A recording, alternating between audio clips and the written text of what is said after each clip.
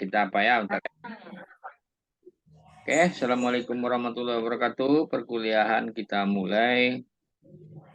Ini biarpun partisipannya baru sedikit, baru Imriatul Istiqomah. Tadi ada Amelia Putri sama Muhammad Akbar.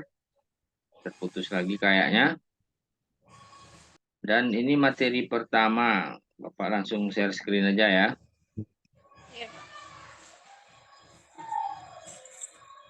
Ada kelihatan? Ada kelihatan materinya?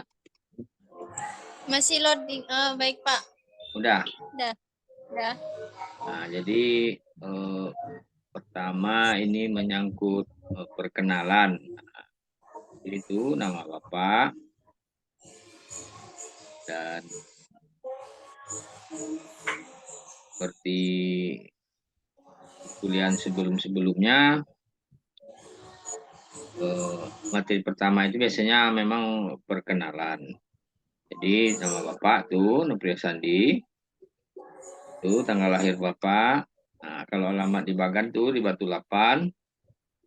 Ini alamat di Kampar nih, Pekanbaru dekat Pandau. Dah. Itu yang lain, istri, anak 3.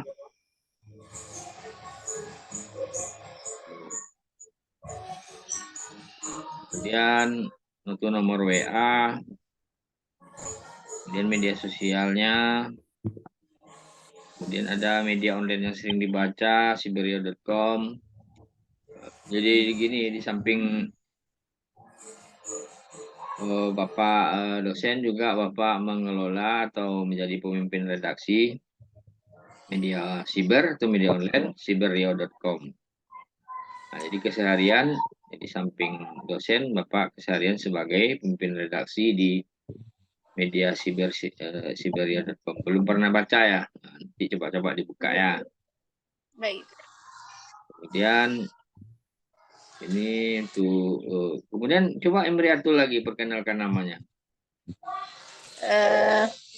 Baik, nama saya Imroatul Istiqomah dari Prodi KPI 5. Email saya ada imroatulistiqomah82@gmail.com. Sedangkan Facebook saya ada Istiqomah. Kalau Twitter saya nggak punya, blog dan YouTube juga nggak punya, Pak. Oke.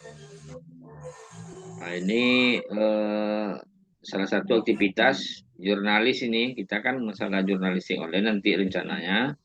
Ini rekan-rekan wartawan, ini acara di DPRD. Lagi diwawancara tuh Bupati sama wartawan. Jadi bagi yang belum memiliki email atau Twitter, ya coba-coba lah buat medsos-medsos, YouTube gitu kan. Langsung kan. Kemudian ini jadwal kuliah kita yang telah disusun. Ini perkuliahan kakak-kakak kelas sebelumnya. Ini seperti itu. Nah, kemudian menyangkut silabus. Nah, ini silabus mata kuliah itu jurnalistik online ini.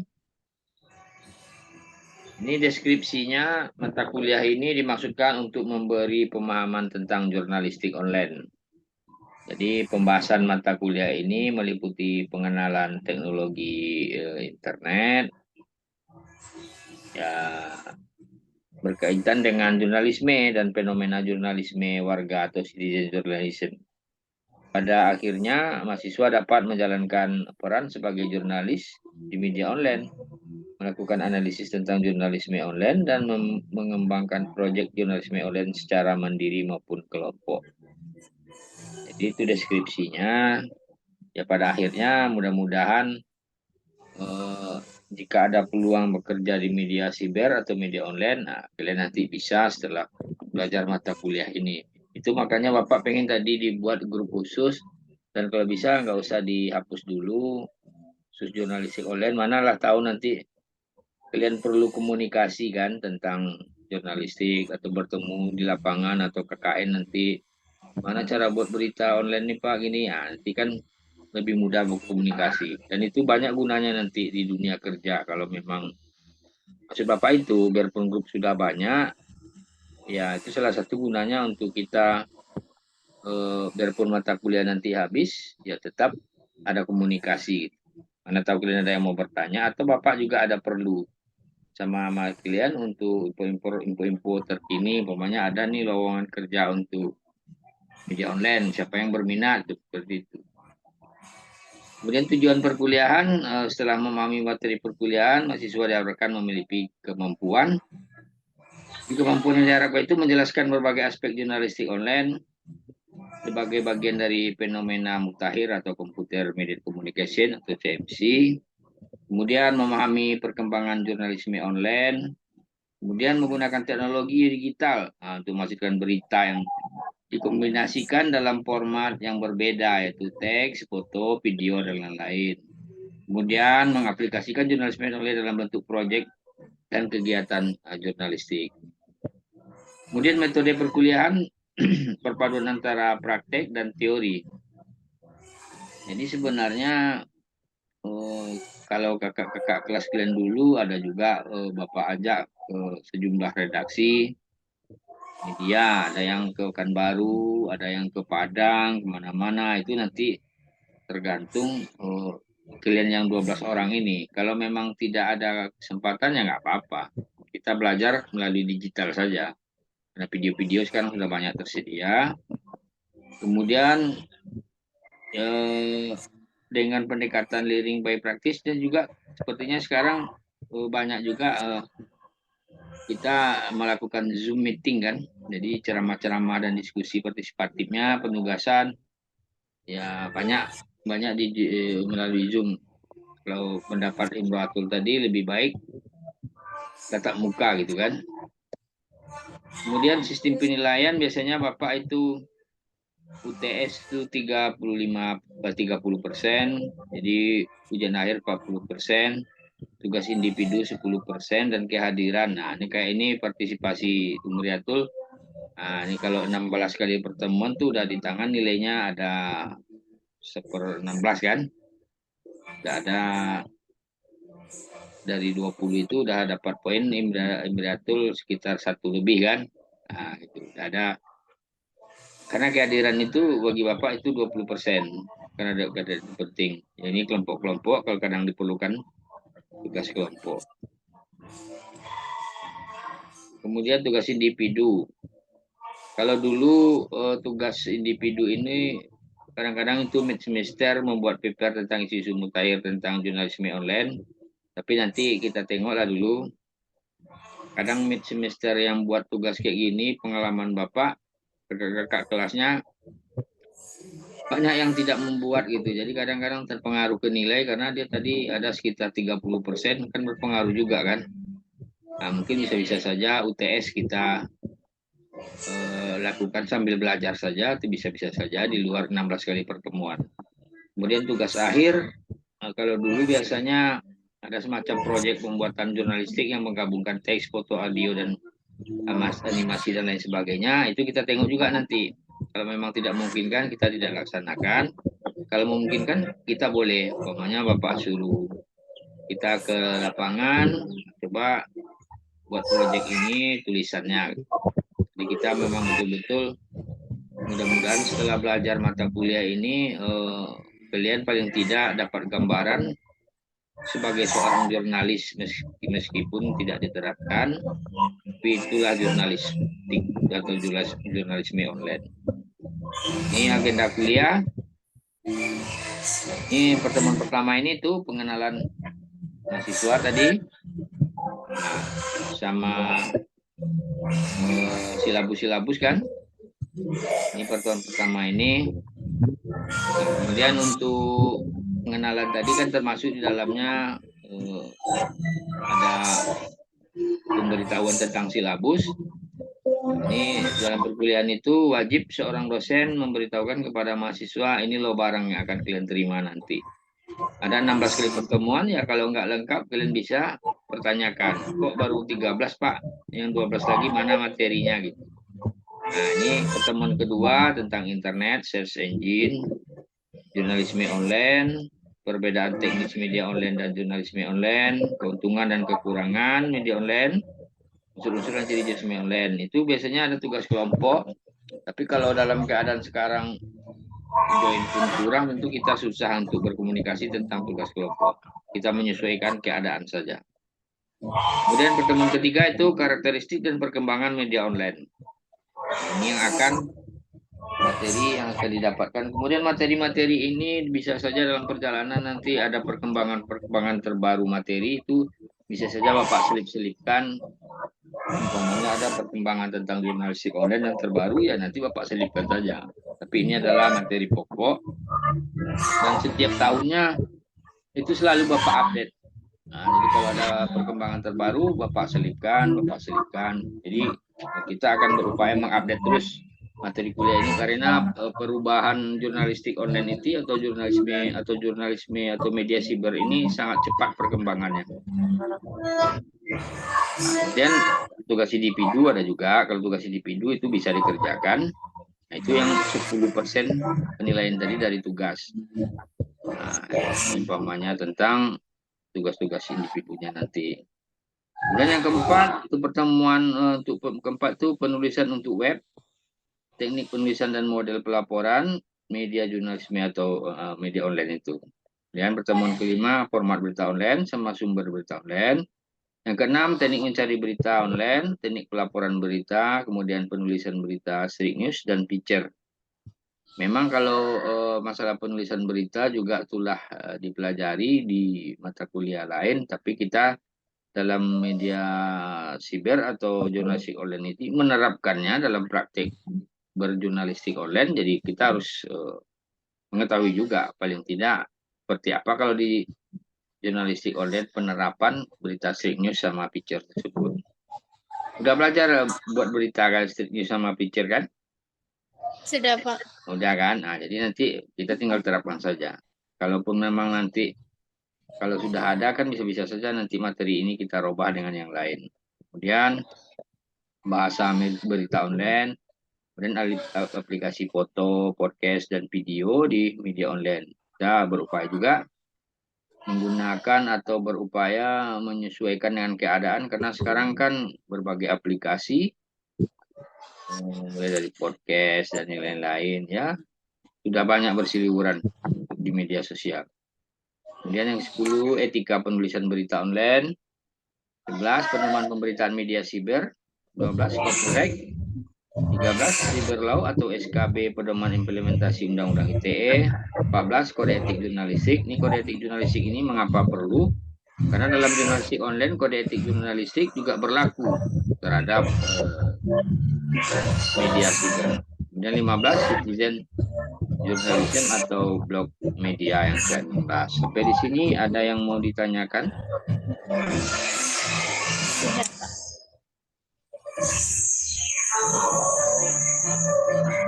Sudah apa? Paham?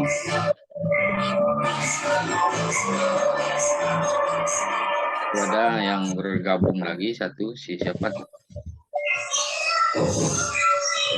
Konek ya. Ananda Rahmat namanya ya.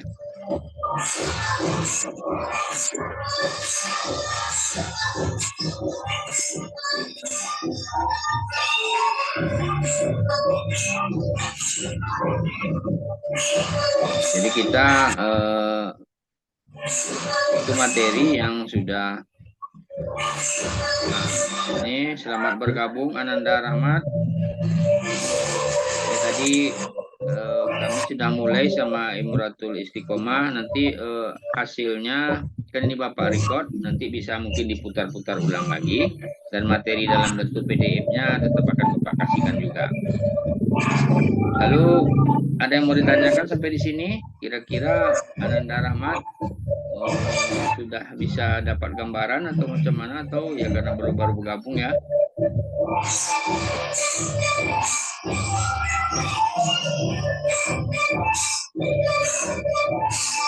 Kemudian selanjutnya kalau tidak ada yang mau ditanyakan, ada yang mau ditanyakan Imratul?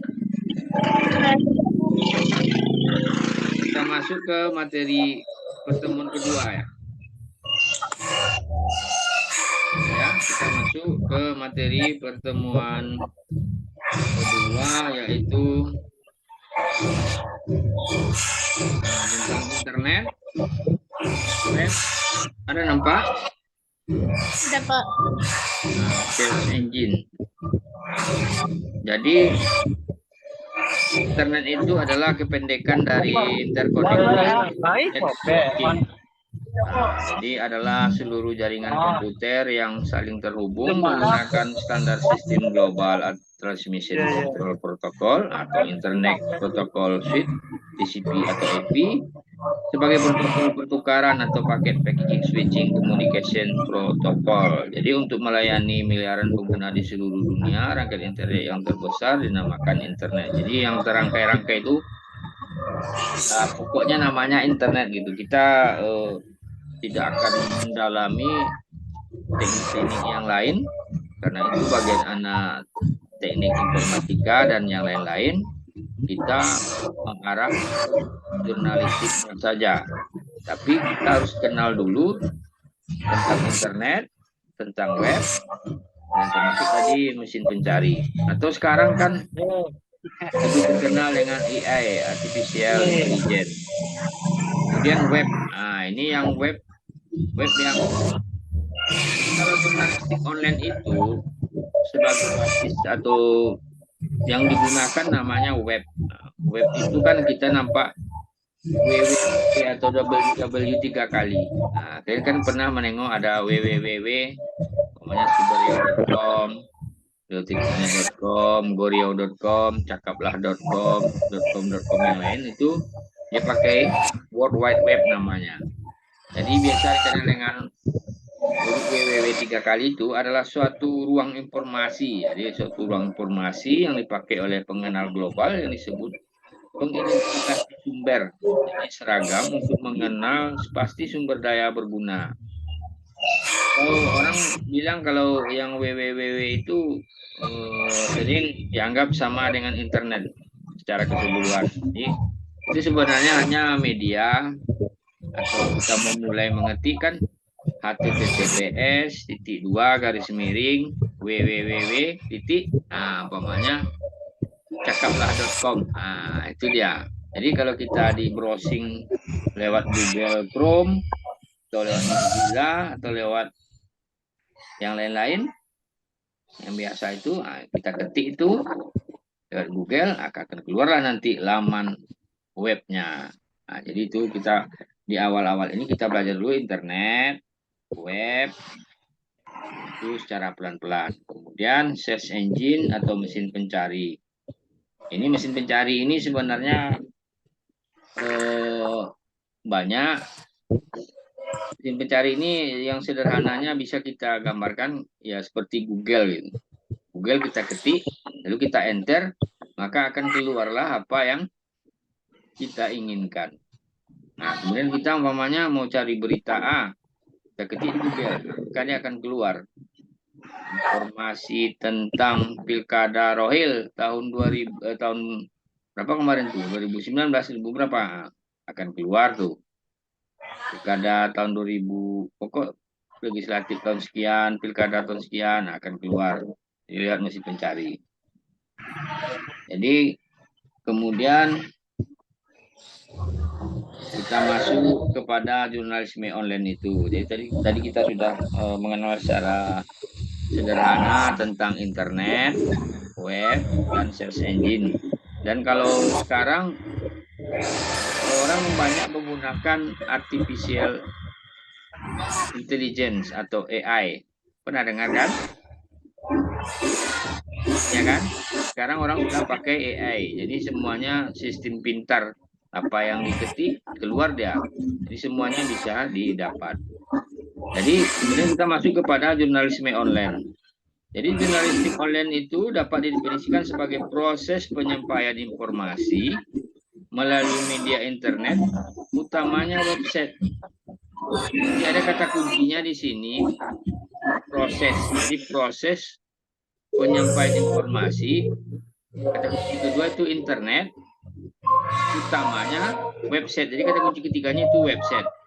Jadi proses internet, website. Jadi proses penyampaian informasi melalui media internet, utamanya website.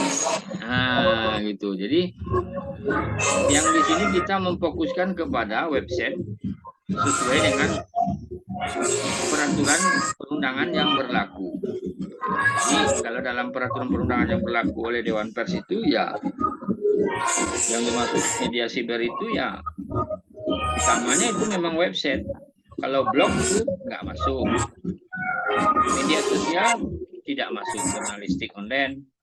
Oke. Kemudian perbedaan teknis media online dan jurnalisme online. Jadi ada orang bertanya apa itu perbedaan teknis tentang media online dan jurnalisme online. Jadi secara teknis tidak ada perbedaan antara media online dan jurnalisme online. Jadi orang bilang media online, jurnalisme online itu sama. Dan sekarang juga oleh Dewan Pers media itu namanya sekarang media siber. Jadi kalau dulu karena mungkin pendahulu penghulu kita sudah terbiasa dengan sebutan namanya media online karena menggunakan internetnya online. Tapi kalau oleh Dewan Pers itu media itu namanya 3, media cetak, media elektronik, dan media siber. Nah, jadi yang dimaksud dalam jurnalistik atau media online ini adalah media siber. Kalau sekarang namanya oleh Dewan Pers itu media siber. Kemudian keuntungan dan kekurangannya media atau jurnalisme online ini. Jadi keuntungannya pertama tentang audience control. Jadi jurnalisme online memungkinkan audiens untuk bisa lebih leluasa dalam memilih berita yang ingin didapatkan karena informasi dan sumbernya sangat luas dalam waktu pendek. Nah, itu yang Bapak bilang tadi, kalau kita mau cari berita pilkada Rohil, kita tinggal ketik di mesin pencari tadi, berita pilkada Rohil. Nah, dia akan keluar. Jadi memungkinkan audiens lebih banyak leluasa dalam memilih berita. Jadi orang bisa memilih banyak berita dari media mana saja. Yang baru kek, yang lama kek. Kemudian non-linearity. Jadi jurnalisme online memungkinkan setiap berita yang disampaikan dapat berdiri sendiri sehingga audiens tidak harus membaca secara keseluruhan atau memahami stroke and retrieval. Kemudian ini kemudian limited space. Kemudian yang stroke and retrieval ini memungkinkan berita tersimpan dan diakses kembali, bisa tersimpan lama nih. Kemudian ini ada unlimited space. Jadi tidak ada batasnya, mau panjang beritanya bisa. Kemudian immediacy. Kemudian jadi memungkinkan informasi disampaikan secara cepat dan langsung kepada audiens. Kemudian multimedia capability. Redaksi untuk menyertakan teks, suara, gambar, dan video. Jadi bisa itu mau gambar bisa, mau foto bisa, mau video bisa. Kemudian interactivity yaitu memungkinkan adanya peningkatan partisipasi audiens. Jadi bisa juga kita mau komen-komen bisa.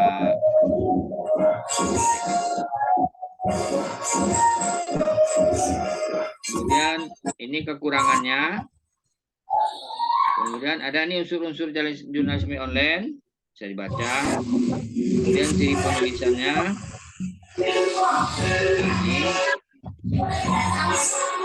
Dan ini menyangkut kekurangannya. Kan tadi kekurangannya juga ada. Jadi media online ini kalau tidak ada internet orang tidak bisa membacanya.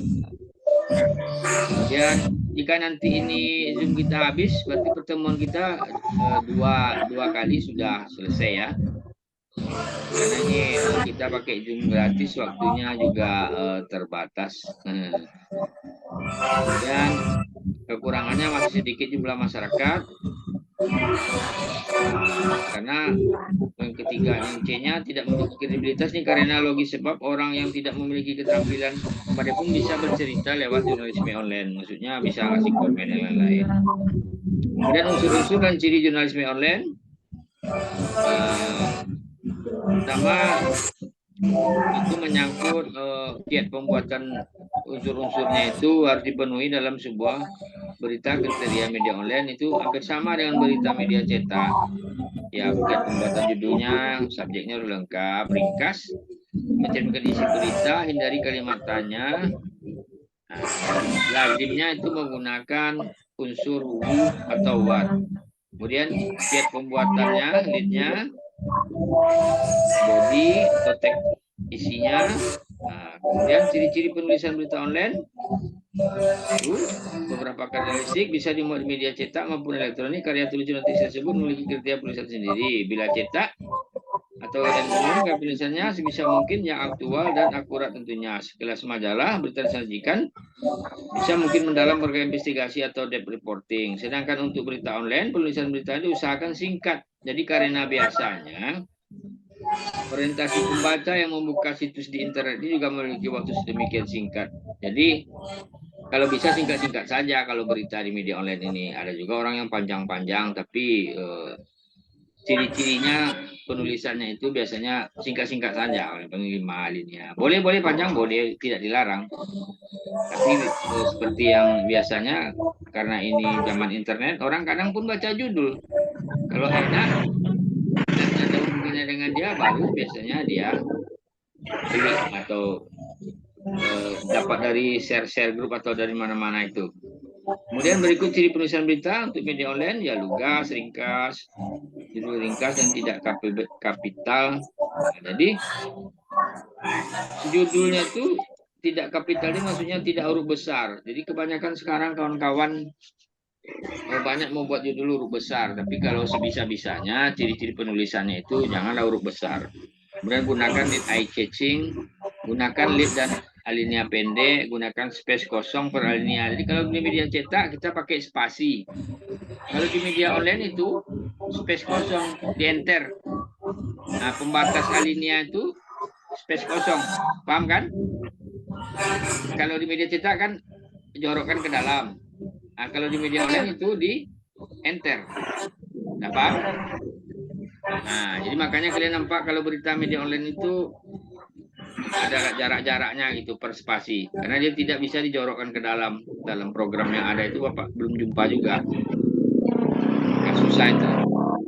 Bahasa umum sederhana, cantumkan sumber atau link related post. Kemudian cari kata-kata yang bisa dipadukan dengan gambar, audio maupun video. Gunakan bullet numbering atau rinci. Buatlah karya orisinil, hasil pribadi bukan hasil copy paste. Mengopi boleh tapi sebutkan narasumbernya.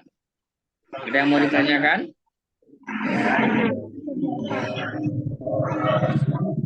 Ananda sama Imratul Istiqomah ada yang mau ditanyakan?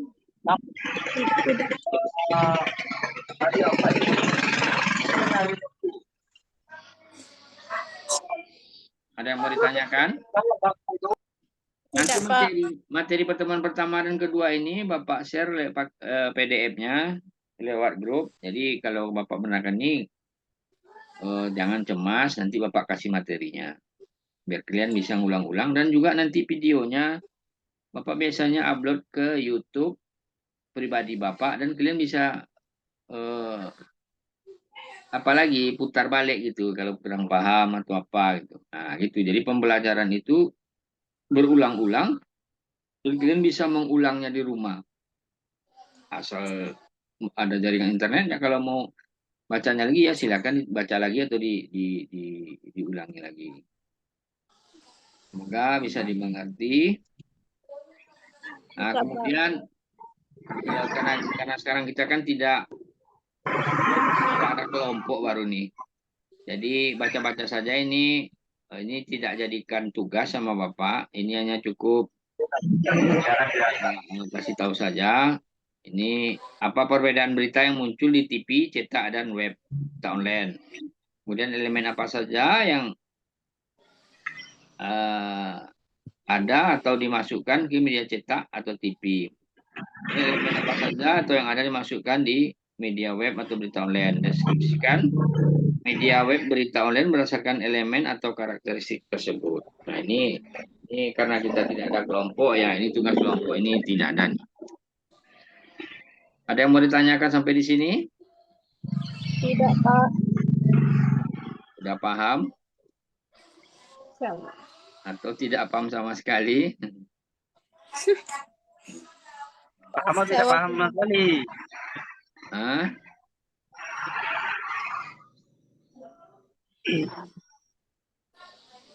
Pernah buka media online atau media siber? Pernah kan? Sering kan? Kadang di-share orang berita di grup, linknya kita klik, kita baca, kan sering kan? Iya, Pak. Nah, itu yang namanya media siber atau media online itu. Kita sekarang materi kuliah kita jurnalistik online, ya kita akan bahas tentang itu. Jurnalistik online itu semua. Oke, ada yang bertanya? Tidak, Pak. Berarti ini kan kita Zoom. Jadi pertemuan ini Bapak anggap ini sebagai absen. Kan kita ada itunya, apa namanya? Bapak screenshot juga siapa-siapa yang hadir atau apa, atau Bapak catat. Paling tidak siapa yang udah join kayak gini Bapak anggap itu hadir. Nah, seperti itu. Jadi pertemuan pertama dan pertemuan kedua ini ya Ibratul sama Ananda Rahmat. Nah, itu Bapak anggap Iya, hadir. Oke, kalau iya ada Pak. yang ditanyakan, ada lagi? Tidak. Tidak, Pak. Udah paham? Iya, Pak. Mana kita habiskan kuliah lagi? Sampai besok jam berapa? Jam 2 lagi ya? Iya, Pak. Nah, join aja kawan-kawannya join ya. Oke? Oke, Pak. Oke. Assalamualaikum warahmatullahi wabarakatuh. Waalaikumsalam Waalaikumsalam. warahmatullahi wabarakatuh.